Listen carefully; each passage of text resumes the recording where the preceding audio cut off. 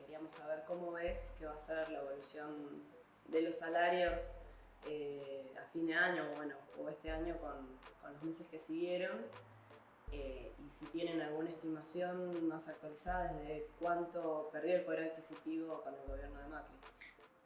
En el 2019, la intención original del gobierno, y esta intención es real, era que los salarios crecieran en la comparación mensual.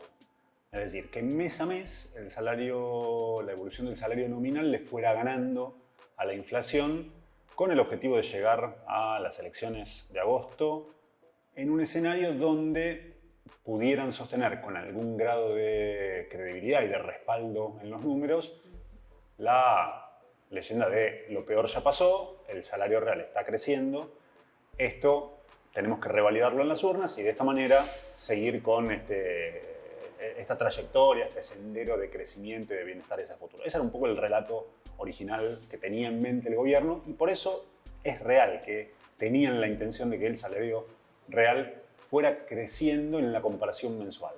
Hago hincapié en la comparación mensual porque eso no implica que el salario recuperase lo que había perdido en el 2018. Ahí un poco en el diseño de la política salarial del gobierno, en los 4 años uno puede decir que pensaba hacer un fuerte ajuste los años pares, 2016 y 2018, y una leve recuperación los años impares, 2017 y 2019. En el 2017 esto le dio resultado, efectivamente en el 2017 el salario real creció un poco, esto le permitió llegar a las elecciones de medio término al gobierno diciendo que el ajuste ya se había realizado, era producto de la herencia recibida, era culpa del gobierno anterior, que ya estábamos en un sendero de recuperación, todas las famosas declaraciones de los distintos funcionarios de gobierno, el segundo semestre, lo peor ya pasó, etcétera, etcétera. Intentaron replicar este esquema en el 2018-2019. El 2018 fue un año muy duro para los trabajadores y las trabajadoras. El salario real tuvo una caída muy importante. Y ya veníamos escuchando desde fines del año pasado muchos discursos oficiales. El exministro de Economía era tal vez el más enfático, en el sentido de que cuando las paritarias empezaran a tener impacto, la revisión de las paritarias empezara a tener impacto, esto se iba a ver reflejado en un crecimiento del salario real. Lo cierto es que eso en los primeros meses del 2019 esto no se registraba, básicamente porque el salario nominal no aumentaba tanto y la inflación no bajaba tanto. Y de hecho ya al día de hoy tenemos datos hasta mayo o junio, depende del indicador que se tome. Mayo para los trabajadores registrados según el CIPA o para el conjunto de los asalariados según el INDEC. Para junio respecto del RIPTE, que son los trabajadores estables, es un indicador que toma el Ministerio de Trabajo. En los dos casos, lo que muestran esos datos es que durante el 2019 el salario real al menos dejó de caer, pero sin dudas no creció. Es decir, no hubo ningún tipo de recuperación y llegamos con un salario relativamente estancado, aún a pesar de que en ese primer semestre se hicieron efectivas todas las revisiones de los acuerdos salariales del año 2018 y ya empezaron a hacerse efectivas las primeras cuotas de las negociaciones salariales del 2019. Esto como para pintar de qué manera llegamos a cerrar el primer semestre en materia salarial. Ahora, sin dudas, luego de los últimos cambios en el plano macroeconómico, lo que vamos a tener es un segundo semestre donde ya si no hay mayores modificaciones, es decir, si no hay cambios sustanciales, el salario real va a perder y mucho. Todos esperan que los meses de agosto y septiembre sean meses de altos niveles de inflación. Esto obviamente va a repercutir en el salario real. La mayoría de las negociaciones salariales cerró incrementos en torno entre el 25 y el 35%, dependiendo de la actividad, para todo el año, cuando todo indica que vamos a estar con niveles inflacionarios superiores al 50%, punta a punta en el 2019, con lo cual hay que ver qué pasa con las revisiones salariales, pero las revisiones están pensadas para los meses de noviembre, diciembre, algunas para el año que viene.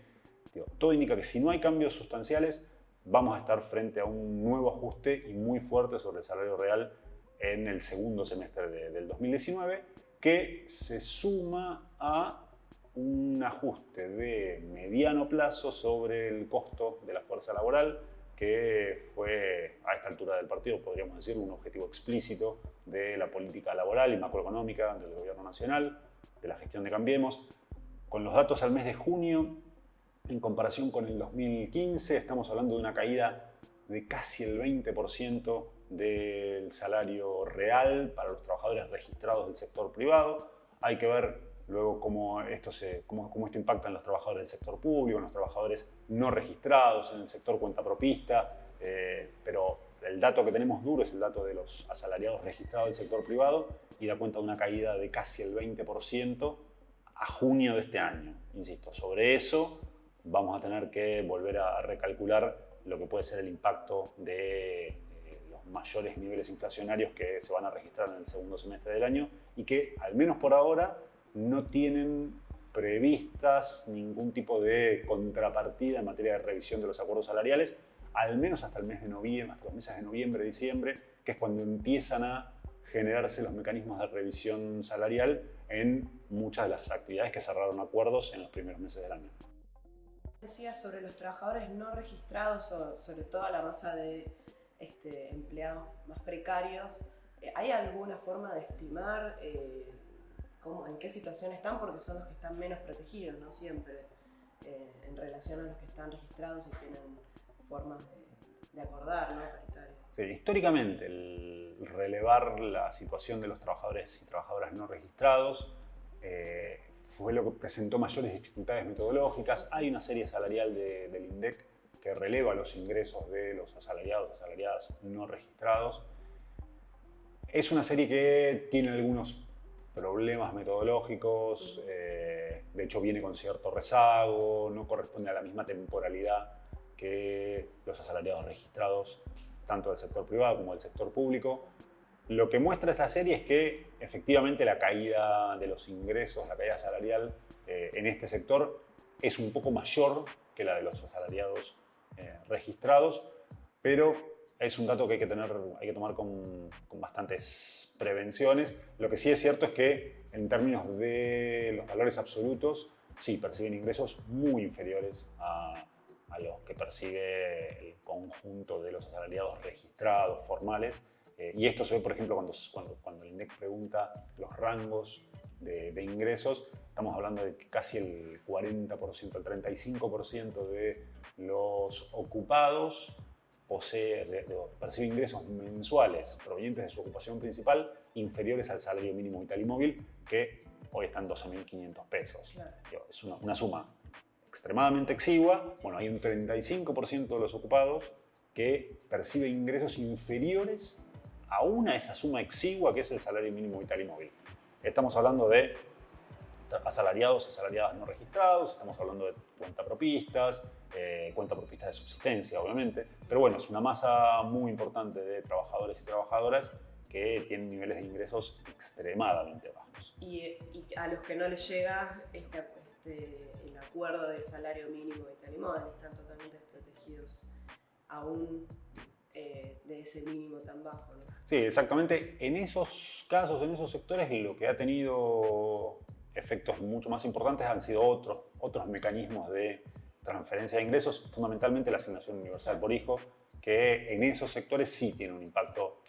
Tiene un impacto general en todos los sectores que la perciben, pero fundamentalmente el impacto es muchísimo mayor en esos sectores, son los deciles de menores ingresos, donde la asignación universal tiene un peso que realmente es muy importante. En ese sentido, parecería que el mercado de trabajo en Argentina, tal como viene funcionando ya en las últimas décadas, estamos hablando de ya una caracterización más estructural del mercado de trabajo en Argentina, no tanto de un efecto puntual de alguna crisis, no está pudiendo dar respuesta a la totalidad o la cantidad de trabajadores y trabajadoras, cantidad de personas que en nuestro país viven de la venta de su fuerza de trabajo. El mercado de trabajo parecería que no está dando respuesta, digo parecería por ser benévolo, no está dando respuesta a las necesidades de la totalidad de la población, entonces tienen que aparecer otro tipo de medidas de contención, como pueden ser las políticas de transferencia de ingreso vía asignación universal. ¿Y qué opinión te merece lo que se dice que el gobierno estaría pensando en aumentar entre un 30 y un 35% el salario mínimo en la negociación que van a tener este viernes el Consejo del Salario? A ver, por un lado, 30-35% contra una inflación que en el mejor de los casos va a rondar el 50% y posiblemente ande por encima de eso, ya da cuenta de que efectivamente hay un retraso, un rezago muy importante. Ahora, el año pasado ya había tenido un rezago muy importante, una inflación que estuvo cerca del 50%, un salario mínimo que apenas se incrementó en alrededor de un 25%. Ya viene teniendo un rezago muy importante en comparación con la inflación, y esto a la par de que el número que finalmente se determina en el Consejo del Salario no necesariamente está relacionado con las necesidades de los trabajadores y las trabajadoras. ¿Cuál debería ser la función del salario mínimo vital y móvil? Bueno, fijar el monto mínimo que necesitan los trabajadores y las trabajadoras para reproducir sus necesidades mínimas. ¿Qué son sus necesidades mínimas? Tener un lugar donde vivir, tener que comer, tener ropa ponerse todos los días, pagar el transporte hasta su lugar de trabajo, si tiene hijos o si está en edad de educarse, acceder a niveles mínimos de educación, si tiene que comprarse algún medicamento porque tiene alguna afección de salud, bueno, poder afrontarlo. Bueno, el salario mínimo vital y móvil debería ser la suma mínima con la cual los trabajadores y las trabajadoras cumplen, garantizan la reproducción de esas necesidades. Esto no lo digo yo, no lo dice la Central de Trabajadores de la Argentina Autónoma, no lo dice ninguna organización sindical, lo dice la ley. Esto es lo que el Estado argentino reconoce normativamente, dice que es obligatorio, es el artículo 116 de la Ley de Contrato de Trabajo, que lo que hace es reglamentar un artículo constitucional, el artículo 14 bis, lo cual, de vuelta, no estamos diciendo nada que sea una petición de principios de una organización sindical, sino repitiendo lo que dice la ley. Ahora, ese número que habitualmente se fija y que durante muchos años se viene fijando, les diría décadas, se viene fijando en el Consejo del Salario Mínimo Vital y Móvil, no necesariamente está relacionado con el monto que los trabajadores, las trabajadoras necesitaríamos materialmente para satisfacer esas necesidades. Y de hecho, la propia ley establece que una función del Consejo del Salario es determinar cuál es esa canasta de bienes y servicios, calcular su costo y en función de eso decidir cuál va a ser el monto del salario mínimo vital y móvil. El Consejo del Salario nunca quiso llevar adelante ese proceso porque si hiciera ese cálculo tendría que fijar un salario mínimo vital y móvil muy superior al que ha venido fijando en las últimas décadas. Ahora bien, sobre eso, pensar un 30, un 35% a partir de los 12.500 pesos de hoy, que es una suma absolutamente exigua, no tiene mucho sentido, y por eso es que me parece que con buen tino, ya desde las organizaciones sindicales, desde hace varios años, no estamos yendo al Consejo del Salario a reclamar un porcentaje de incremento, sino a poner el eje en un número, y en un número que, más allá del número puntual, que en esta ocasión las tres centrales sindicales estamos reclamando alrededor de 32.000 pesos a valores de julio de este año. Y más allá de ese monto, lo importante es lo conceptual, es decir, ir a plantear al Consejo del Salario que el salario mínimo vital y móvil debería ser la suma mínima que le permitiese a los trabajadores y las trabajadoras satisfacer sus necesidades vitales, sus necesidades de reproducción, y que esas necesidades son las que te enumeraba recién, de vuelta, las que están enumeradas en la propia Ley de Contrato de Trabajo. En relación a este monto que vos estás planteando, que es el que exigen las centrales sindicales, de alrededor de 31.000, 32.000 pesos, también habíamos hablado recién que la Junta Interna de INDEC está calculando que la canasta de consumos mínimos es de alrededor de 48.000 pesos en julio, o sea, hay distintos montos que uno podría plantear. Ahora bien, frente a ese reclamo, ¿qué es lo que se están proponiendo que deberían hacer las centrales sindicales para conseguir, más allá de sentarse en la mesa a negociar, qué es lo que deberían hacer para poder conquistar ese monto en este momento? Ahí te planteo, en el qué hacer de aquí adelante, al menos me parece que hay que tener en cuenta dos dimensiones. Una es qué es el Consejo del Salario, cómo está conformado, cómo se toman las decisiones en el Consejo del Salario. El Consejo del Salario no deja de ser una institución típica de la regulación de las relaciones laborales en los estados capitalistas, te diría, propios de los años 40-70. Parte de la concepción de que se pueden llegar a acuerdos entre trabajadores y empleadores, mediados por el Estado, sobre determinadas regulaciones de las relaciones laborales. Y en ese sentido, digo, cuando uno va a una reunión del Consejo del Salario, lo que encuentra es una mesa con 32 personas, 33 en realidad.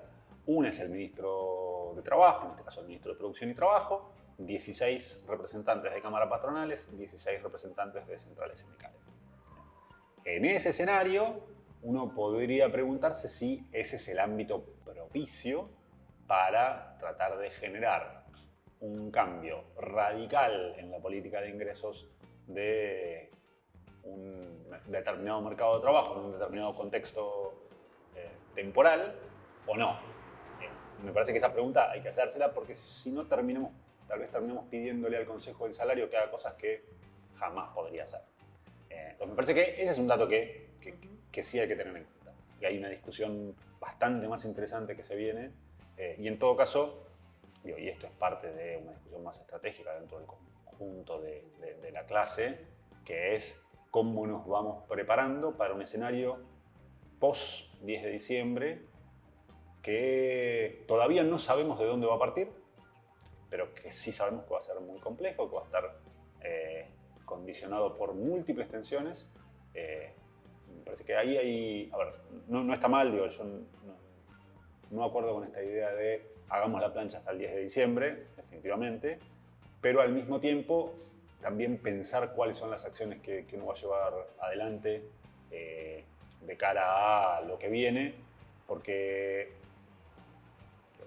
a ver, ahí cuando uno piensa en la estrategia de los conflictos también tiene que pensar en cuál es el momento político. Siempre tiene sentido salir a reclamar, o hay momentos en los cuales es conveniente hacer ciertos repliegues tácticos. Digo, me parece que... Ahí yo supongo que no estamos teniendo mucho acuerdo en este punto. Más que nada cuando el ataque de la devaluación y los impactos, incluso con las medidas paliativas que vos nombrás, son bastante inmediatos. O sea, inmediatamente eso se está trasladando a los precios y los salarios, como... Por eso te decía, atrás, como que hay, a este gobierno posiblemente lo que uno pueda arrancarle son medidas paliativas de emergencia. Sí. Digo, y en ese Tampoco sentido, se están proponiendo, por lo menos, marcar la cancha o tratar de exigir un poco más para arrancarle. y después la otra discusión, pero que en todo caso sería para otra charla, es hasta dónde focalizar esas acciones en los representantes gubernamentales y no en los sectores que han acumulado ganancias extraordinarias en los últimos años, en las últimas décadas, y que previsiblemente van a ser los sectores que las sigan acumulando en los años siguientes. Digo, los gobernadores pasan, los funcionarios pasan, focalizar la responsabilidad en los funcionarios me parece que es quedarse en una pelea contra los gerentes y no contra los dueños. Hay algo que en paralelo es súper importante, que es marcar la responsabilidad política y económica de esta crisis y que quede bien claro que incluso que no es solo del gobierno nacional, de Cambiemos, de Juntos por el Cambio, sino de determinadas fracciones del capital que fueron las que condujeron los destinos del Estado en los últimos años, que no haríamos mal en identificarlas bien clara para que dentro de un par de años no caigamos en el error de identificar como el causante de todos los males a una mala gestión, como podría haber sido la de Mauricio Macri, vista desde dentro de 2 o 3 años, o como hoy se ve la gestión de la Rúa, en el 99-2001, y ocultar o que queden bastante más desdibujados los verdaderos responsables de ese descalabro económico, que son como decías vos, los sectores que aprovecharon ese momento para gestionar un proceso económico en el cual acumularon muchísimas ganancias y luego no fueron los que pagaron los costos. Me parece que... No, muchos de los que están ahora con Macri estuvieron en su momento con el gobierno de Kirchner y ahora se están realineando, están reacomodándose detrás de un eventual gobierno de Fernández nuevamente. Y habían sido los que habían estado con De la Rúa y los que habían estado con Menem. Me parece que un problema de focalizar las responsabilidades en los gerentes, Menem, De la Rúa, Kirchner, Duhalde, Kirchner, de Macri, es que eso desdibuja los verdaderos artífices de ese proceso, que son sectores, digo, fracciones de capital que conducen con mayores o menores